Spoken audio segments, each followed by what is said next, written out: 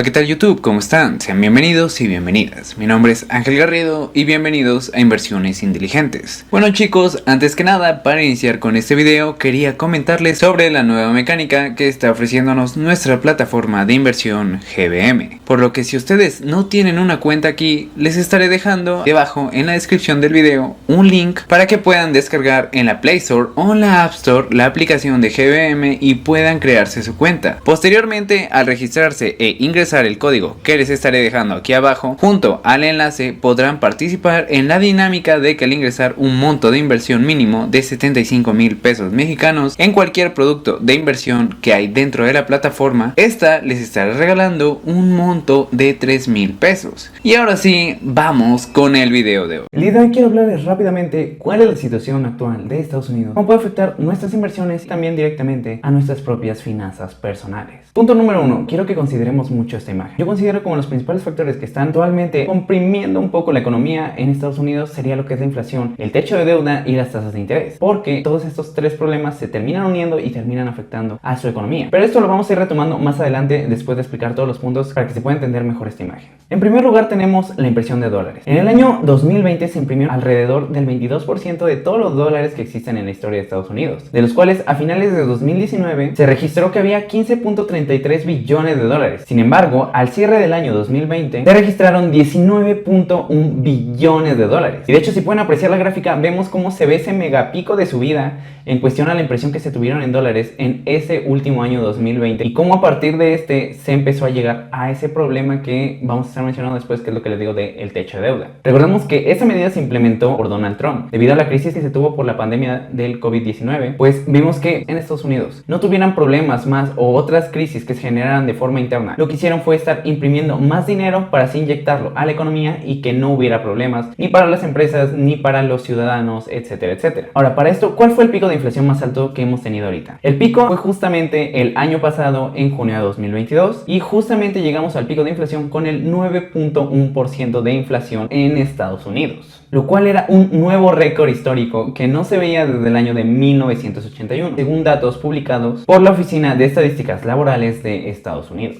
Ahora, conforme a la inflación actual en Estados Unidos, tenemos que rebotó al 4.4% de ese 4.2% que era el mayor mínimo que había generado ahorita en el lapso de este año. Ahora, con la aceleración de este dato rompió más de 2 meses de descenso, lo que genera el miedo en las personas de que la Reserva Federal vuelva a alzar tasas de interés, que como sabemos con el alza de tasas llega a generar problemas bancarios o problemas con los bancos en el momento de que la gente entra en pánico y trate de sacar su dinero, que fue lo que últimamente estuvimos viendo con First Republic Bank, con Silicon Valley Bank y con otros bancos de la región de Estados Unidos. Entonces, como les comentaba, entramos ahora al tema de bancos en quiebra, que va a depender de la situación que se generó por lo de la inflación. ¿A qué se refiere esto? Bueno, para llegar a este problema, lo primero que se dio fue que a partir de la mini crisis que se dio con la pandemia, los bancos lo que hicieron fue que compraron bonos. Esto era más seguro para los bancos, ya que recordemos que es muy difícil que un país no pague su propia deuda. Entonces, ¿qué pasó? Los bancos compraron sus bonos a cierto precio. Sin embargo, actualmente el precio de los bonos estaba muy por debajo del precio al que compraron los bancos, lo que significaba que los bancos estaban en pérdidas, no como tal ejecutadas porque ellos no habían vendido esos bonos, sin embargo ya tenían una gran pérdida significativa conforme al valor de cuando compraron al valor actual que estaban teniendo estos mismos, lo cual los llevaba a una pérdida no realizada de 620,000 millones de dólares. Ahora, para evitar una crisis bancaria en Estados Unidos, la Reserva Federal lo que hizo fue que imprimió 300,000 millones de dólares directamente inyectados a todos estos bancos para solucionar esos problemas de liquidez que estaban teniendo para los retiros de sus clientes. Entonces, la Reserva Federal asignó 143,000 millones de dólares a sociedades de cartera de bancos que estaban en quiebra. Algunos ejemplos de estos son, como les mencionaba, Silicon Valley Bank, First Republic Bank, Signature Bank, entre otros. Luego, la Reserva Federal también prestó 148,000 millones de dólares a su programa llamado Ventana de Descuento, el cual es un programa enfocado a dar financiación en corto plazo a los bancos para justamente sustentar o mejorar estos problemas que están teniendo en cuestión a liquidez. Según el periódico británico The Guardian, nos menciona que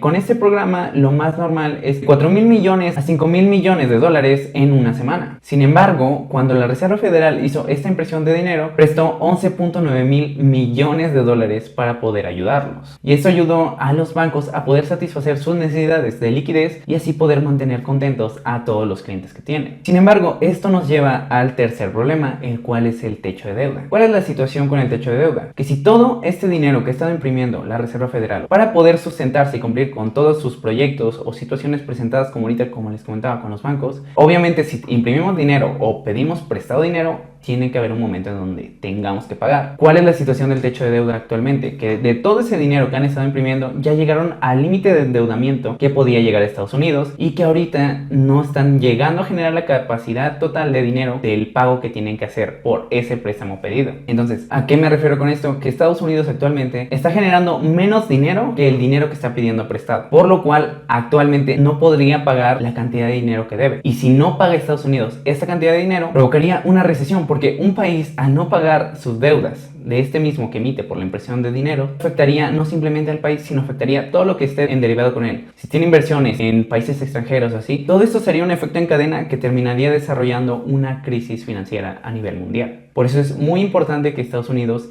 logre llegar a un acuerdo, que es lo que ahorita en estas últimas semanas se está escuchando, que han estado en conversaciones por parte de la Cámara de Representantes para buscar llegar a un acuerdo de qué se va a hacer con el techo de deuda. Un aspecto último importante que igual creo que debemos de considerar, que es el dólar. El dólar pues es la moneda de mayor valor que tenemos actualmente. Entonces, ¿qué pasa cuando hay una recesión? Generalmente tenemos dos situaciones que se presentan con el dólar. La primera, como podemos ver, cuando Estados Unidos entra en recesión, pero el resto del mundo no lo está, el dólar tiende a tener un rendimiento negativo anual. Sin embargo, o por el contrario, cuando Estados Unidos está en recesión y el resto del mundo también, el dólar tiende a subir de valor de forma anualizada. Entonces vemos aquí estos dos casos y vemos cómo es la interacción o cómo es que el dólar se ve afectado. Pero bueno, ¿qué espera acá en México la Secretaría de Hacienda y de Crédito Público? Pues ellos esperan que para 2023 el tipo de cambio suba a favor del dólar, llegando a los 18.9 o 19 unidades por dólar. Y también esperan que para el año 2024 se fije igual a favor del dólar con el precio de 19.3 unidades por cada dólar vendido. Por lo cual vemos que Hacienda tiene una expectativa alcista con respecto al valor del dólar. Esto, independientemente si hay una recesión o no, significa que tienen un punto de vista en el cual consideran que el dólar va a llegar a valer más con respecto, de nuevo, tanto a nuestra moneda como a muchas otras monedas para lo que queda de este año y para el siguiente año. Ahora, por último, vamos a regresar de nuevo a esta imagen que les estaba diciendo de inflación, tasas de interés y techo de deuda. Entonces,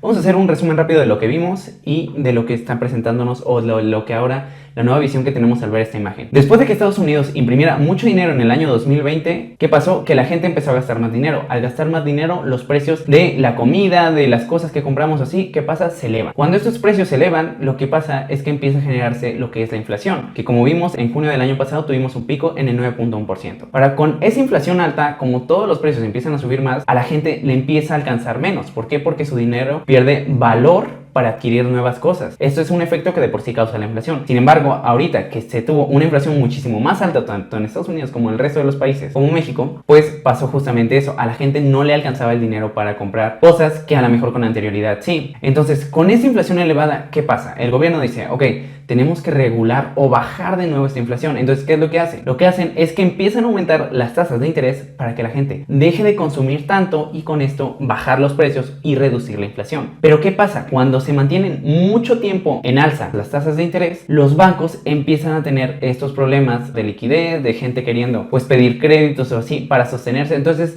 vemos cómo a partir de la inflación empieza a afectar otro sector, que entramos con la afectación igual del sector bancario y del sector del consumo de las personas. Entonces, de este apartado y de la inflación sale otro, el cual es el techo de deuda. Con todo el dinero que se estuvo imprimiendo, se empieza a llegar al límite del techo de deuda. De igual forma, con todo ese dinero genera pues inflación y vemos que para controlar esa inflación tenemos que hacer lo de el alza de tasas, pero que afecta al sector bancario. ¿Cuál es otro problema? Actualmente ya se hizo una votación sobre este acuerdo del techo de deuda y de hecho se aprobó, con el cual se llegó entre uno de los muchos puntos que se abarcaron, es que se suspenderá el límite de deuda hasta inicios de 2025 con el final del mandato y búsqueda de reelección de Joe Biden, lo que significaría que Estados Unidos puede aún endeudarse más y no tiene ningún límite o tope de deuda que puede llegar a tener, puede endeudarse todo lo que quiera y esto genera un problema que a lo mejor ahorita no lo vemos, porque ahorita lo vemos como de ok, Estados Unidos libró la situación de estar o iniciar con una recesión económica en este momento. Sin embargo, no están evitándola, no la están eliminando, simplemente la están aplazando, pero no están eliminando una crisis. ¿Por qué? Porque pasa lo mismo. Si Estados Unidos ya demostró ahorita, teniendo un límite de tope de deuda, que no puede pagar,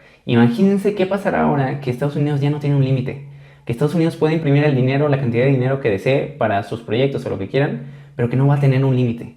Si ahorita no puede pagar teniendo un límite, ¿qué pasará ahora que no tiene un límite de endeudamiento que puede generar? Ahora, con ese endeudamiento, ¿cuánta inflación más no se va a generar? Y cuánta inflación más generada no se va a buscar pues limitar o reducir con el aumento de tasas, pero como decíamos, si aumentamos las tasas mucho tiempo, los bancos empiezan a quebrar. Estamos de nuevo entre este triángulo vicioso en el cual estos tres aspectos están chocando entre sí, pero que al final de cuentas lo único que hacen es estar apretando y apretando más a la economía de Estados Unidos y que posiblemente al final de cuentas termine generando un default o una recesión económica. Así que bueno chicos, pues ustedes déjenme aquí abajo en los comentarios, ¿qué opinan? ¿Consideran que se vaya a generar una recesión económica en Estados Unidos ahorita o después? ¿O que de plano por un milagro no salvemos y no haya ninguna recesión económica? Y bueno, no olviden suscribirse, no olviden dejar su like si les ha gustado el video. Un saludo de su servidor Ángel Garrido y síganos viendo en su canal Inversiones Inteligentes.